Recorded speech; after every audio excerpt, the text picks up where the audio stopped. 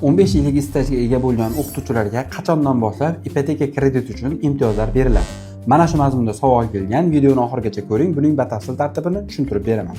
Xabaringiz bor, joriy yilning 15-sentyabr kuni Prezident Shavkat Mirziyoyev o'qituvchi va murabbiylar bilan uchrashuv chog'ida 15 yillik stajga ega bo'lgan oliy toifali pedagoglarga ipoteka kreditining 25% davlat tomonidan qoplab berilishi haqida ma'lum qilgan. Ya'ni prezident tomonidan mana shu tashabbus ilgari surildi. Lekin bu haqda hozircha hech qanday normativ hujjat imzolanmadi. Lekin prezidentning nutqiga e'tibor qaratadigan bo'lsak, bunda prezident aytganki, yangi yildan boshlab oliy toifali 15 yillik stajga ega bo'lgan pedagoglarga ipoteka kreditining 25% qoplab berilishi haqida ma'lum qilgan. Ya'ni bundan ma'lum bo'ladiki, yangi yildan boshlab, ya'ni 2026-yildan boshlab mana shu tartib joriy qilinadi. Xalq ta'limi infodagi ma'lumotlarga ko'ra, ayni paytda pedagog xodimlarga imtiyoz berish to'g'risida, demak, normativ hujjat loyihasi ishlab chiqilgan.